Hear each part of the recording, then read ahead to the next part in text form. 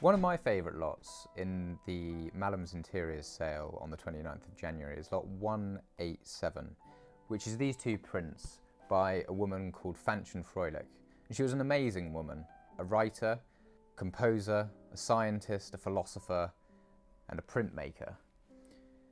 She lived most of her life in Liverpool, but she travelled quite extensively with her husband, Herbert, who was a leading physicist at the time. And in the 60s, she spent some time in Paris with William Stanley Hayter, developing her printing techniques. These two are viscosity prints, which was a technique that Hayter developed and Fanchon would experiment with and keep as a theme throughout her career.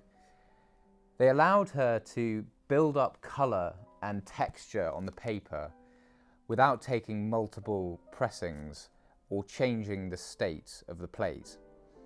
And this meant that one plate could be used to generate multiple different prints of different colours with slight variations across each pressing. This one in particular is really interesting to me.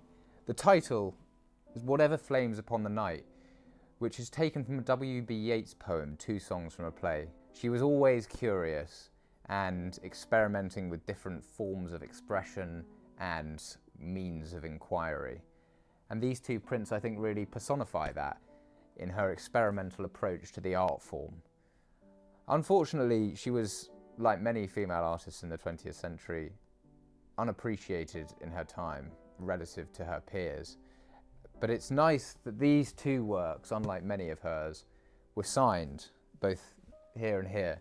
And this one was also numbered, implying that there might be some more somewhere. So we have these as a really nice record of her as an artist who, in the 60s, was at the centre of the avant-garde, experimenting with new forms.